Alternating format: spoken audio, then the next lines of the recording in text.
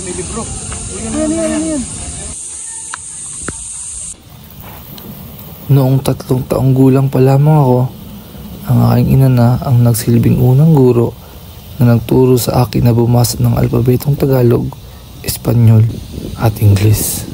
Sige anak, yung basahin ng alpabetong Tagalog. Sige po, Nay. A, ba, kat, da, e, ga, ha, i, la, ma, na, pa, ra, sa, ta, o, wa, ya. Magaling anak, sadyang napakatalino mo talaga. Walang duda.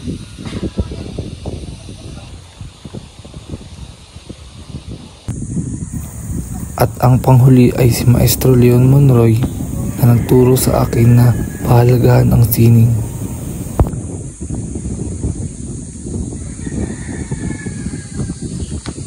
Mahilig kang tunay sa sining, ang pag-iiskultura, pagpipinta, at higit sa lahat, ang pagsusulat mo ng tula.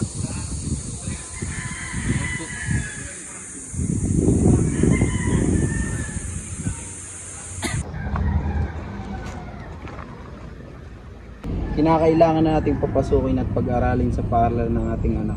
Mahal ko, hindi po pwedeng habang buhay dito na lamang siya natin turuan sa ating tahanan. Ano? Hindi pa tala mo namang sakitin na ating anak? Oo, ngunit siya masasanay at lalakas din ang kanyang katawan. Pinapatawag niyo daw po ako, tata. Oo, Pasyano. Ihatid mo sa binya ng kapatid mong si Pepe. Doon na siya mamamalagi at mag-aaral. Sige po, tata. Sa bawat araw na lumipas, mula noong namatay ang aking guro na si Maestro Monroy, napagdesisyonan ng aking ama na ako'y kinakailangan na pumasok sa paaralan. Ikaw, Jose, marunong ka ba magsalita ng Espanyol? Kaunti lang po, guro. Eh, salitang Latin. Kaunti lang din po, guro. Ikaw, Jose, maliit ka na ng bata ka, maliit pa ang kaalaman mo.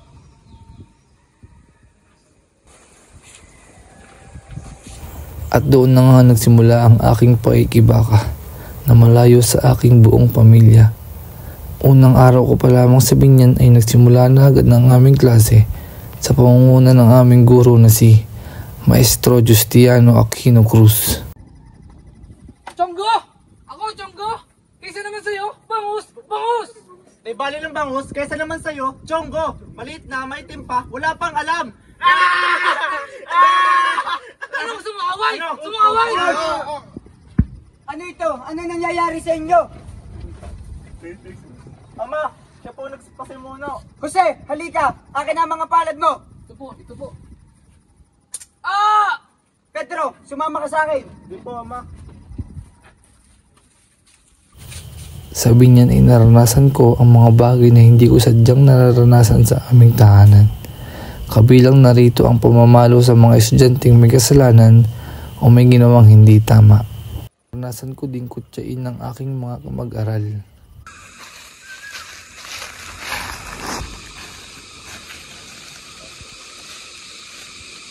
Ano may paglilingkod ko sa inyo, mga Ginoo? Kayong tatlo ay natulan ng kamatayan sa pamamagitan ng garute. Ha? Ano? Ngunit bakit? Dahil kayo ay nagtaksil sa pamahalaan ng Espanya at nagsimula ng himagsikan, dalhin sila sa kulungan. Padre Soldo, kumarito ka. Bakit po, General?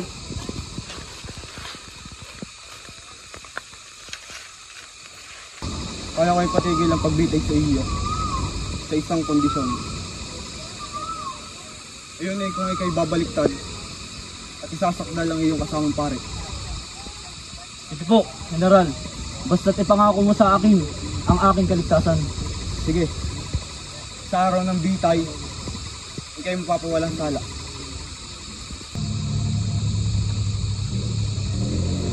Tangpin na yan!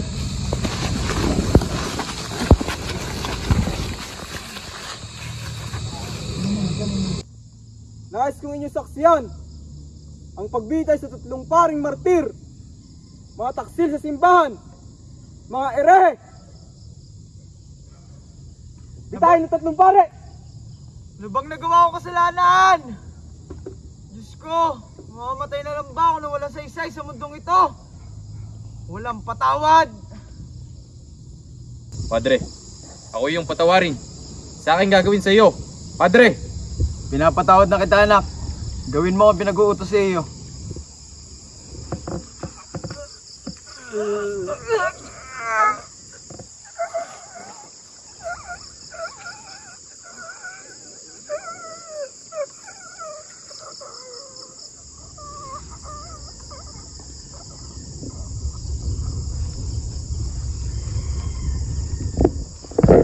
Isinama ako noon ng aking kapatid na si Pasiano. Roon ko nakita ang sobrang paghihinagpis niya dahil naging malapit siya sa isa sa mga pari, si Padre Jose Burgos. Matapos ang karumal-dumal na pagpatay at pagbitay sa 3 paring martir, hinagpis at matinding kalungkutan ang natamo sa aking puso't isipan, sapagkat ang aking ding mahal na ina ay nasangkot siya sa kasalanang ibinibintang sa kanya na di umunay kasama raw siya sa pagpanong paglason sa kanyang hipag na asawa ng aking tiyo si Alberto.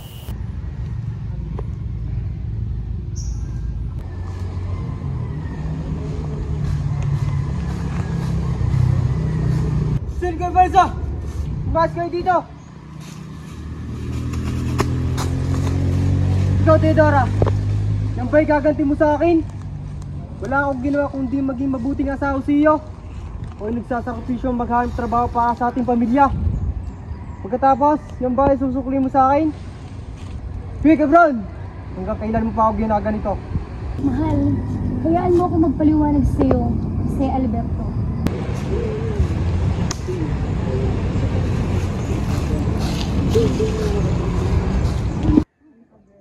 I'm just a girl.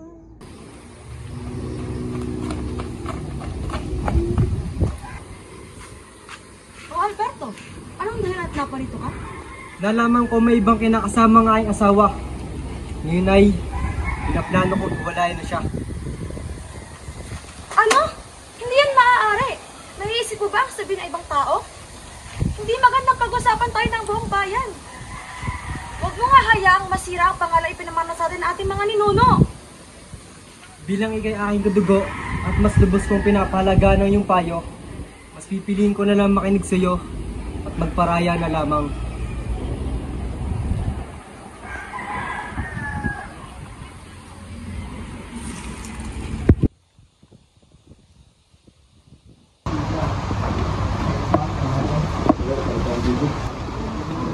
Ito ang sabaw. Inumin mo muna habang mainit. Totoo ba ang nangyari?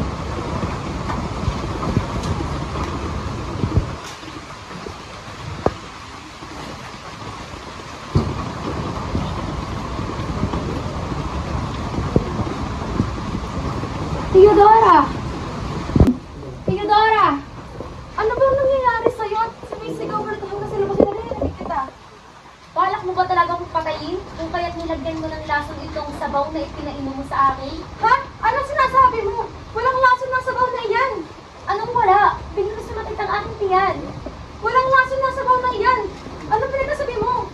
Huwag ka nang magkaila. Tumigil ka nga dyan!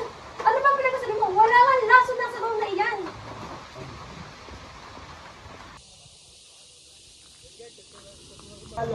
Magandang gabi. Nandiyan pa si Doña Teodora. Ano pong nais niyo at naparito po kayo? Sumama ka sa amin! Naaresto ka namin. Kasalang pagtangkang paglason kay Teodora. Wala akong Mama! kasalanan sa Mama! Mama! Wala akong Mama! kasalanan! Bitawan niyo ako! Walang awa nilang hinatak ang aking ina palabas ng aming tahanan. Kasama ng mga gwardiya sibil, pinaglakad ang aking kawawang ina mula Calamba hanggang Santa Cruz. Walang awa siyang pinahirapan habang naglalakad siya. Napiit siya sa kulungan ng probinsya ng higit sa 2 taon. Ika-10 ng Hunyo, taong 1872. Sinamahan ako ng aking kuya Pasiano patungo sa Maynila. Dooy nagbaka sakali kaming ako'y makakapasok sa Universidad ng Ateneo. Magandang gabi, Padre Bachi. Magandang gabi, magsiupo kayo. Ano po?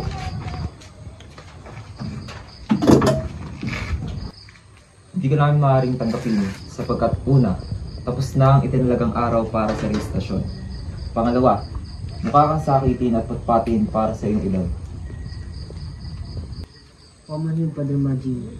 Kasi siguro ko mahusay na mag-aaral itong si Jose.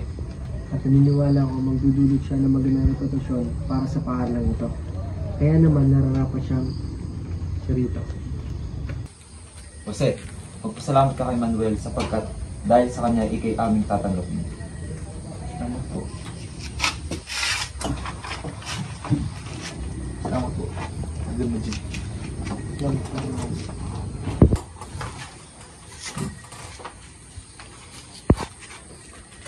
Salamat Manuel Burgos, dahil sa iyo ako'y pinayagang mga pasok at mga pag-aaral sa Ateneo sa kabila ng pagkahoy ko sa rehistrasyon at pagiging patpati ng aking katawan. Walang ano man nasal. Sana yung pagputihin mo ng pag-aaral rito. Salamat po Manuel Burgos.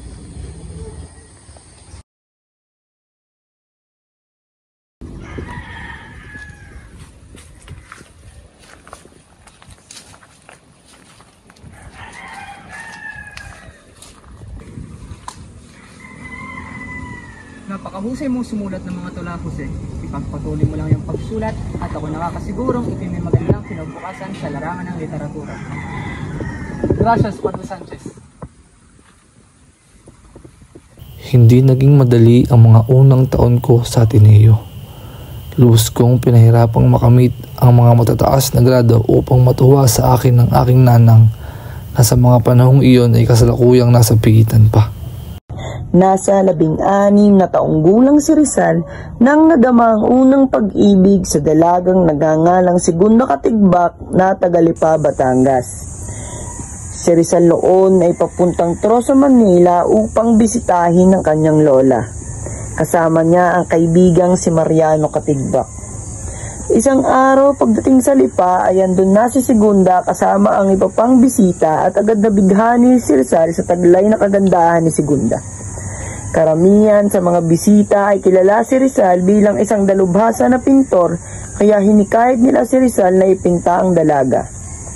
Nag-aalangan si Rizal kaya iginuhit na lang niya si Segunda.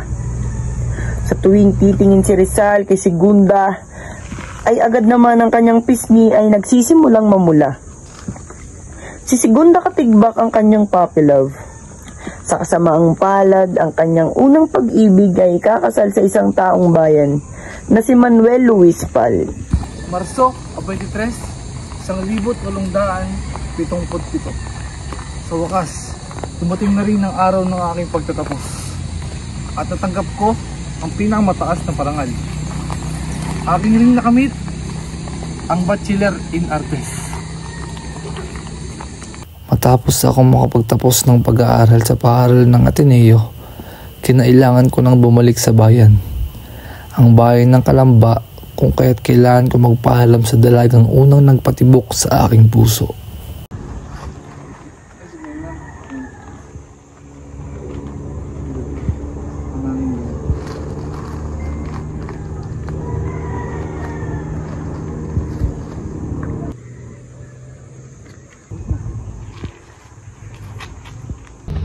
Kamusta, Jose?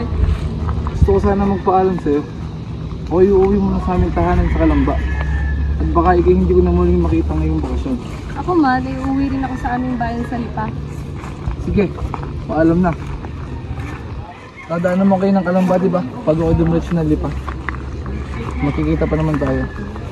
Paalam.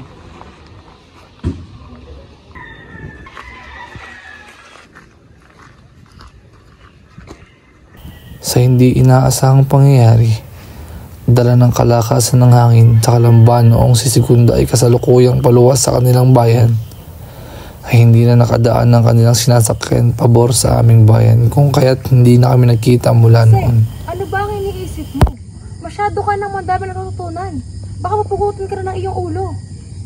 Ina, suportahan natin si Jose. Mas maganda siguro kung malaman niya ang lagay ng ating bansa sa pamamagitan ng edukasyon. Ina, alis na po ako. Ina, huwag kayong mag-alala sa akin. Akong bahala sa sarili ko.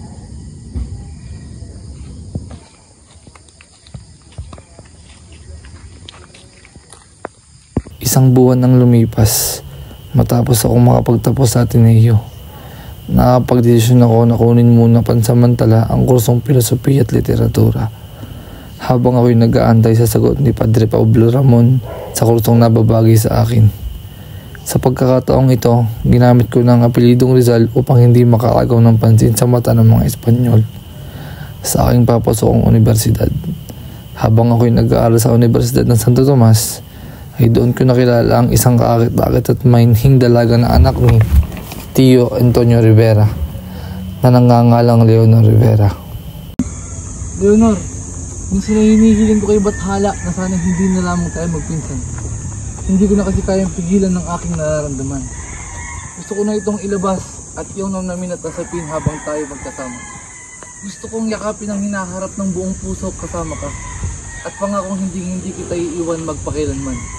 Pero Jose, paano na lang pag nalaman nila ang relasyon natin sa isa't isa? Ano na lang ang ating gagawin? Itatanang kita kung magkakaganoon. Ngunit ngayon, atin mo nang itatago sa ating mga kamag-anak ang ating lihim na ugnayan. Tatawagan kitang tamis upang hindi sila makahalata. Jose! Naging makulay at masaya ang bawat araw na lumipas na kasama ko ang aking mahal na si Leonor Rivera. Pakas sa aming mga labi ang saya sa tuwing kami ay magkasama. Hindi maitatago ang kilig na aming nadarama sa isa't isa. Mabuti pang ipagpatuloy ko na lamang sa ibang bansa ang aking pag-aaral.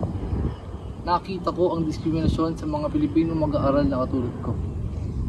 Hindi ko na matitiis ang pang-api ng mga profesor at namumuno. Higit pa na mas makakabuti na sa ibang bansa ko na lamang ipagpatuloy ang aking pag-aaral at ang aking pangarap na maging isang manggagamot.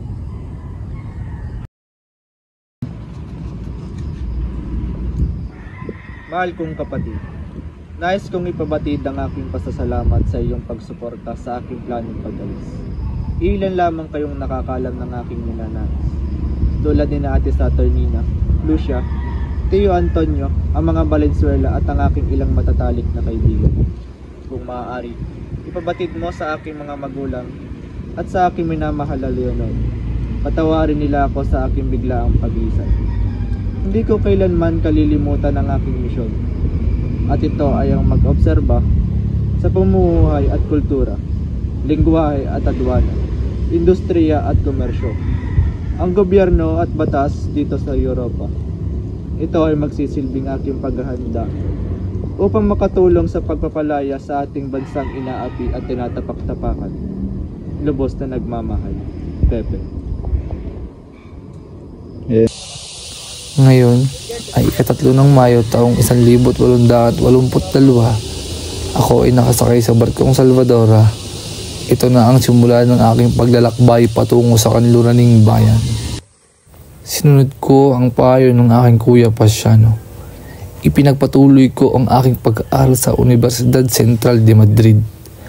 Kumuha ako ng 2 kurso, ang medisina at filosofiya, at ang aking pagsulat.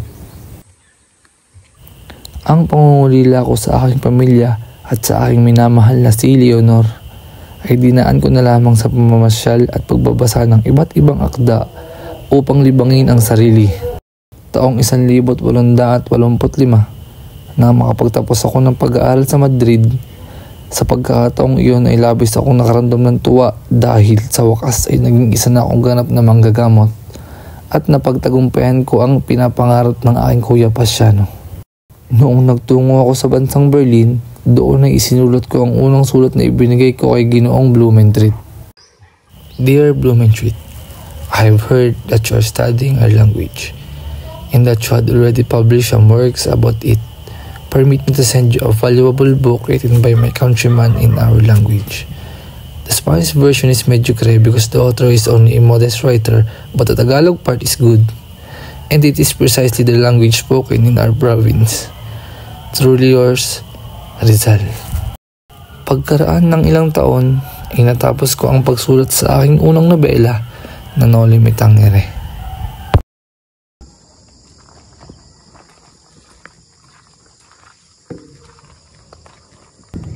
Son, ikaw ba yan? Anong nangyari sa iyo? Ilang buwan ang walang padala sa Kuya Posano. Wala na akong pera. Isang beses na lang ako kumain sa isang araw. At ako na rin ang naglalaban ng sarili kong damit para lamang makatipid. Masyado ko nagtitipid, Rizal. Kaya ko namang bayaran ang bayad sa gastos kahit sa iba pa tayo magpalibang. Pero Viola, mas mabuti na makatipid. Araw-araw namin binabasa ng paulit-ulit ang Noli Me Tangere. Pagkatapos na itong malimbag upang kung may mali ay aming maitama. Noong ika-21 ng Marsong taong 1887 ay lumabas na sa palimbagan ng aking akdang Noli Me Tangere. Ang kabuluhan ng pagsulat ng akdang ito ay upang mabuksan ang mga mata ng mga Pilipino sa kanser ng lipunan na nangyayari sa bansa. Ito ay ang pananakop ng Kastila sa ating bansang Pilipinas. Viola, itong manuskriptong ito ibibigay ko na sa iyo. Salamat sa pagtulong mo sa akin. Tandaan mo, balang araw, mapapalitan ko din ang mga pambayad ang naidulot mo sa akin. Salamat po. Mahal kong Ama, gusto ko munang humingi ng kapatawaran dahil sa aking pagtakas sa inyo upang makapag-aral ako dito sa Madrid. Ako po ay naghahanap ng karunungan na makakatulong sa akin sa pagpapalaya sa ating bansa. Sa ika-15 po ng Hulyo ay maghahanda na ako sa pag-uwi. Agosto ng kasalukuyang taon ay magkikita-kita na tayong muli. Nagmamahal, Jose. Ikatlo ng Hunyo taong 1887, muli naglakbay pabalik sa bayang Calamba si Rizal. Sa pagkakataong ito ay muli nang nasakyan ng barkong Hemna na siyang sinakyan niya noon papunta sa Europa. Matapos ang masayang paglalakbay sa dagat ng China, ika-5 ng Agosto sa taong ding iyon ay nakarating muli sa Maynila. Doon ay una niyang binisita ang mga kaibigan, ngunit di nagtagal ay nagpaalam na upang makauwi na sa Calamba sapagkat batid niya ang kanyang pamilya ay sabik na siyang makita.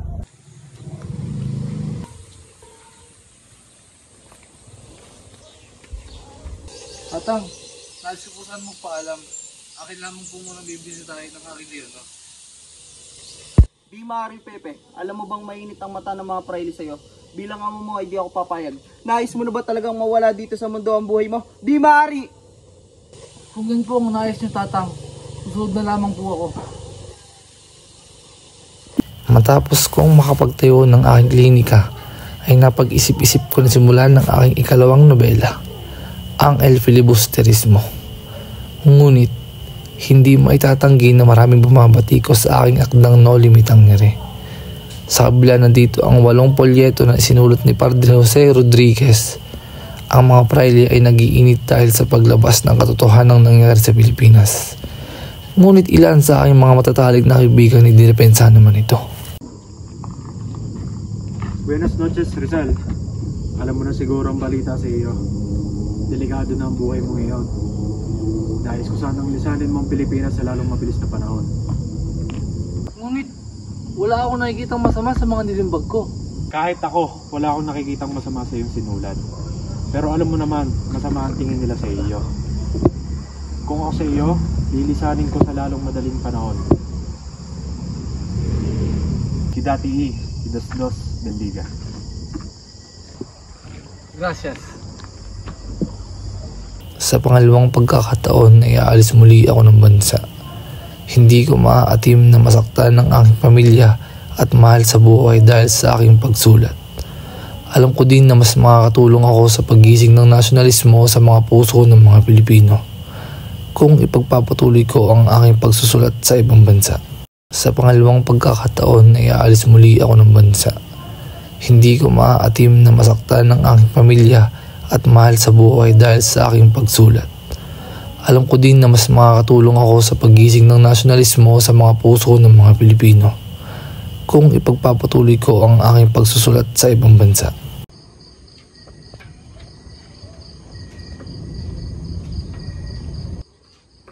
Konnichiwa! This is Rizal and he is physician in Manila to stay here at the legation. I only speak English and French. Nice to meet you. I see. I thought that I need to study more about Japan. I am lucky that you could speak two languages that I know. Let's be friends and please take care of me. As you wish it. What's this?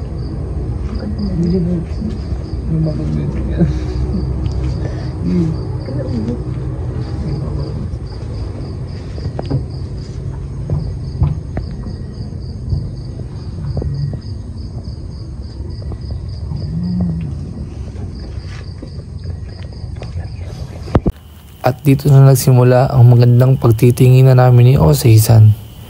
Siya ang naging aking gabay, tutor at tagasalin. Lahat ng hinahanap ko sa isang babae ay nakita ko kay Osei-san. Noong Mayo 25, 1888, ako ay nagtungo sa London upang higit ko pang mapalawak ang aking kalaman sa wikang Ingles. Nakarating ako ng Paris noong Marso 1889. Ako'y lubos na nahirapan sa paghahanap ng matitirahan dahil sa darating na Mayo ay dito gaganapin ang Eksposisyong Universal. Dahil dito naging mataas ang pamumuhay. Ano yun, Ginoo? Magandang araw po. Nais ko lamang pong itanong kung magkano po ang renta sa bahay nito. 200 piso. Napakamahal naman po ng renta. Maaari pa po bang buwasan ito? Nako, hindi na pwede. Sapagkat ito na ang presyo ng renta dito sa Paris. Sige po. Maraming salamat po. Una na po ako. Sige. Okay, meron. Mumura lang ako. Kailangan ko na magkaroon ng bahay. Mas maayos.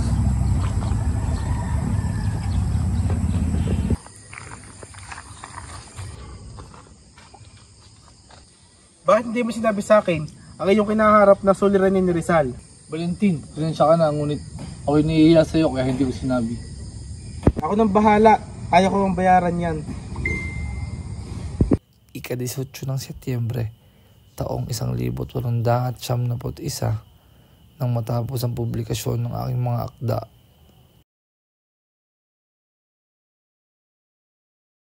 Una sa lahat, nais ko magpasalamat sa lahat ng dumalo sa pagpupulong na ito.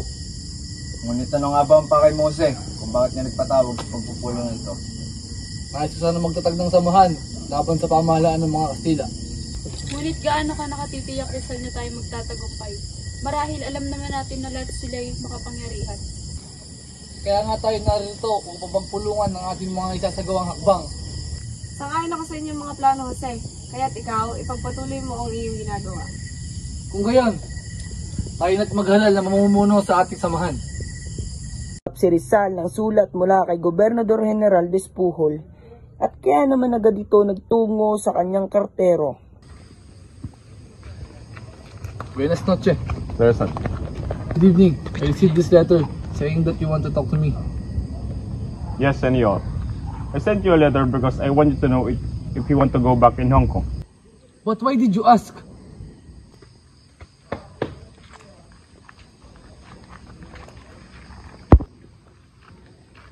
You found this in the pillow. I don't know where that came from. We arrived in Manila. The inspectors thoroughly checked our luggages. That is not ours. Silence! You will be escorted with my nephew to Port Santiago. Take him! No! No! No!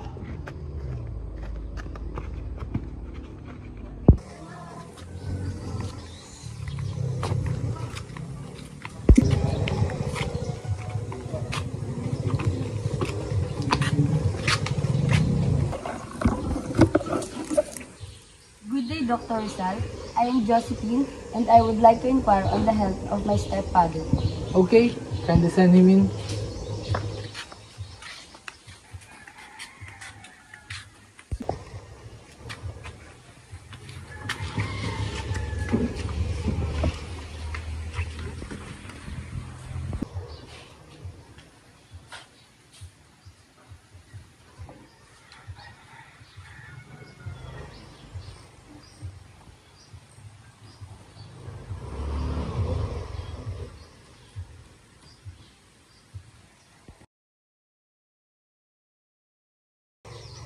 Hindi ako papayag na magpakasal kayo ni Rizal.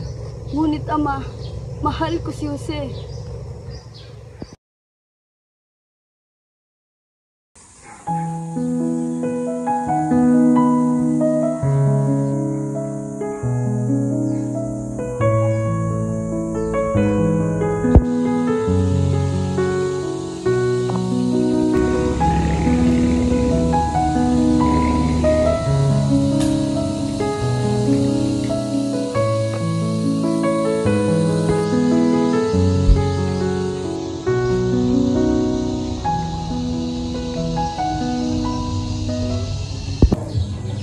Ikaw, Jose, tinatanggap mo ba si Josephine Bracken bilang iyong asawa?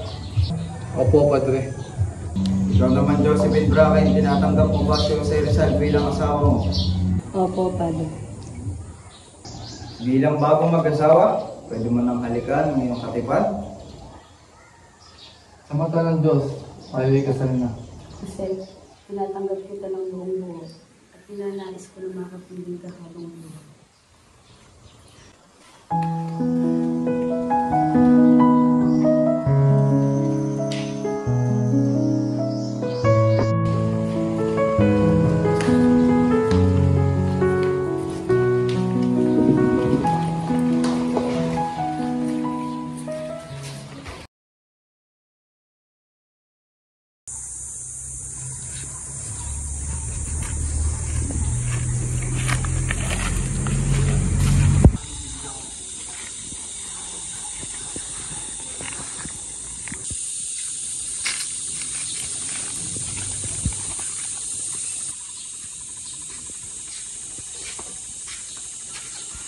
Jose, nais kong ipatingin ang aking kasama.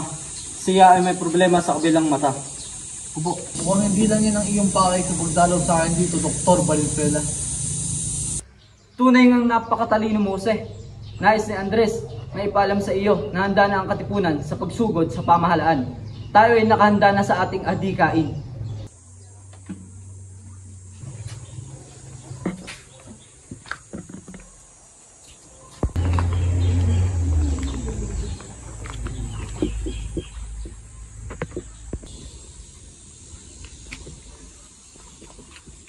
Hindi ba't masyado pang maaga para sa ganyang klaseng bagay?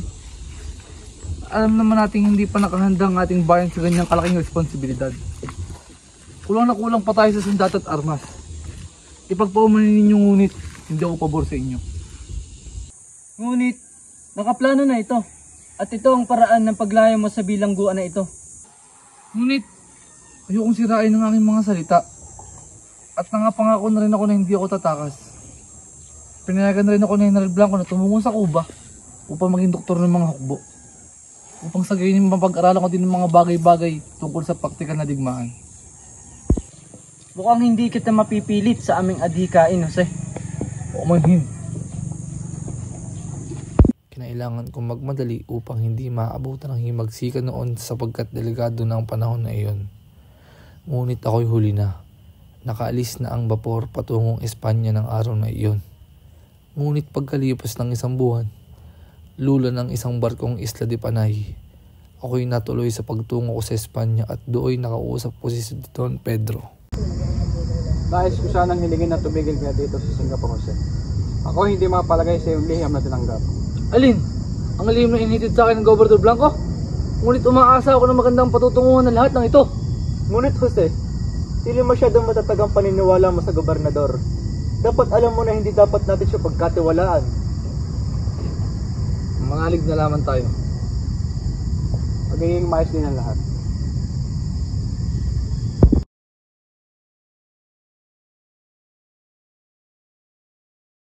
Nanang! Nanang! O Maria, anong nangyari sa iti kayo sumisigaw? Si Jose po. Anong nangyari sa kawawa kong anak? Sabihin mo! Bali-balita po na siya ay tinakip sa kanyang sinasakyang barko sa barkong Isla de Panay. Diyos ko! Ang anak ko! General, ang ilang parte ng ating lupain ay unti-unti na nilulupig ng mga Indyok. At sino-sino mangangalang na muna sa kalisang ito? Ayon sa aking natanggap na liham, si Mariano Llanera ay nagtagumpay sa paglusob sa gitnang lungsod. At habang si Emilio Aguinaldo ay naglupig sa Naang Cavite.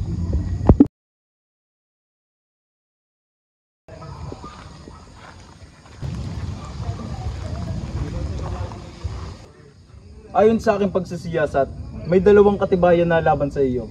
Una, ay ang sinumpaang pahayag mula sa nakasalamuhan mo sa iyong buhay. At ang pangalawa, ay ang lahat ng iyong sinulat. Walang masama sa mga artikulo, ito lang ginawa ko. Hindi ito makatarungan. Sisiguraduhin ko na malilinis kung aking pangalan. Ito lamang aking maimumukahi. Pinapahintulutan kita na mamili ng iyong manananggol.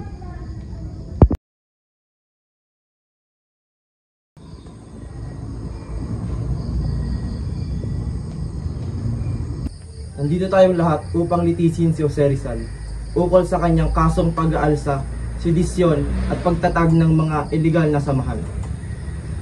Si Rizal ay ginagawa ng mga kanyang tungkulin para sa ating bayan at wala akong nakikitang masama laban dito. Isa pa yung mahirap unawain ang usaping ito. Ngunit paano mo mapapaliwanag ang mga binibintang sa kanya ng mga hukom? Tama! Tama! Tama! Tama! Tumahimik! Kung sinasangayunan ang naturang hatol sa taong nasasakdal. Kung gayo'y tapos na ang usapin.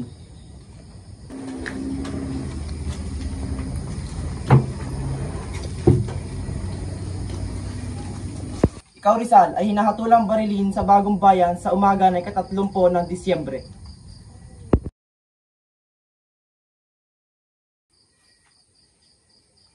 Hindi makatarungan na nangyari. Hindi man lang tayo binigyan ng pagkakataon. Minadali nila ang paglilitis. Niloko lang nila tayo. Ginamit lang nila tayo. Bakit ba ikaw galit na galit? Ako nga itong mamamatay. Buti naman at nakakapagpatawa ka pa, Rizal. Gabriel. Ayoko na. Magbibitaw na ako sa lahat ng tungkulin ko sa gobyerno. Uuwi ako sa Espanya. Hiyang-hiya na ako sa iyo, Rizal. Bakit naman? Dahil isa akong Kastila. Hindi ka Kastila, Gabriel. Pareho lang tayo. Sinubukan ng aking ina na makipag-usap kay Gobernador Polavieja upang makiusap na ako'y huwag ng paslangin. Ngunit hindi ito inasikaso ng gobernador. Hindi niya dininig ang daing ng aking nanang sa kanya. Disyembre 29, 1876 nang ako'y ihatid sa aking pansamantalang kwarto habang ako'y nag-aantay ng araw ng hatol nila sa akin.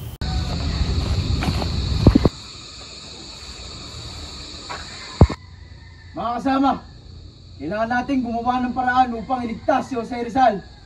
Mabuhay si Jose Rizal! Mabuhay! Mabuhay si Jose Rizal! Magsitahimik kayong lahat. Masyadong maigpit ang pagbabantay ng mga Kastila kay Pepe. Hindi madali ang inyong mga nais. Handa kami magbuhay sa buhay para lamang mailigtas si Jose Rizal! Mabuhay si Jose Rizal! Mabuhay! Tama na! Tumigil kayong lahat! Ako man, gusto maligtas ang aking kapatid. Ngunit natitiyak ko na hindi ko gusto ni Pepe na dumanak ang dugo ng dahil sa kanya.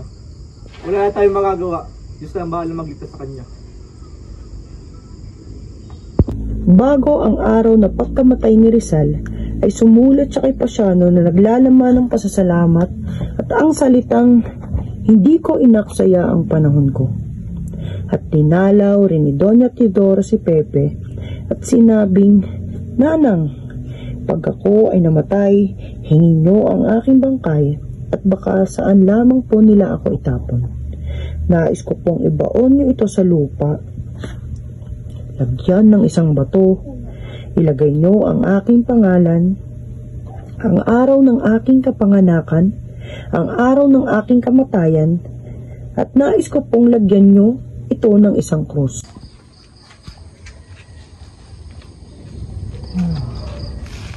Abel, handa na ako.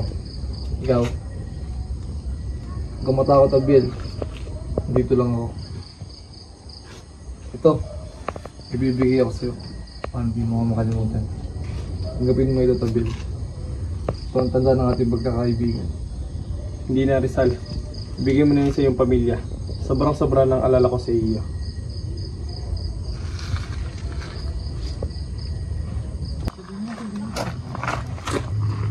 Rizal!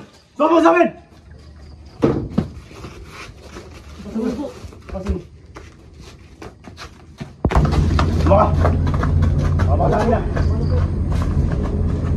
Ito ang nilalaman ang ibinigay ni Rizal sa kanyang pamilya bago ito kunin ng mga Guardia Sibil.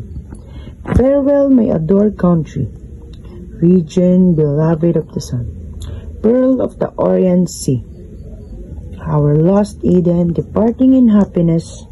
To you I give the sad remains of my life, and had it been a life more brilliant, more fine, more fulfilled, even so I would have given it willing to you.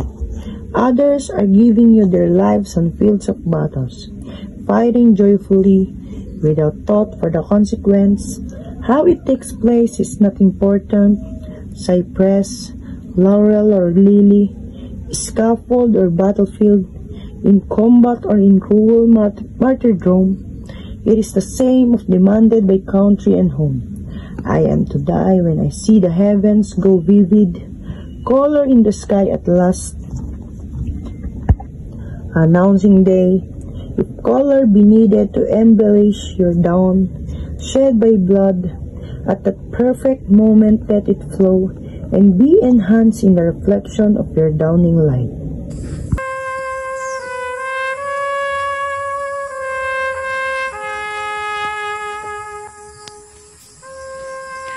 Marami akong pangarap para sa aking bansa. Lalo na sa kunlaran nito sa komersiyo, medisina, edukasyon at agrikultura. Ngunit sa pangarap na ito, kailangan ko rin ang aking kapwa mga Pilipino. Kaya't sa ganun, naisipan kong bumuo ng organisasyon para sa pangarap na ito. La Liga Filipina. Para sa iyo ito, Pilipinas. Para sa iyo, gagawin kong lahat para sa ikabubuti mo. Kahit nakapalit pa nito'y buhay ko. Ultimo pabor! Let me face the fire squad! Imposible! Then at least spear my head!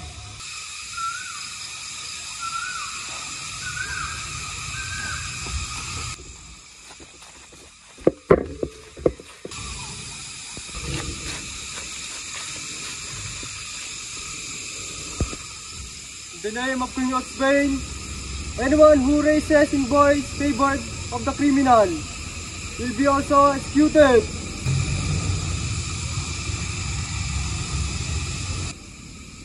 Preparel.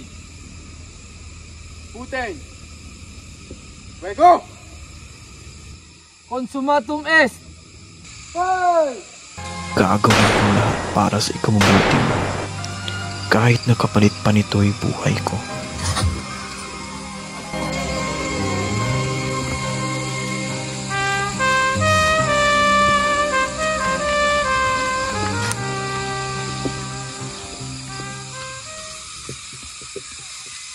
Tiro di gracia.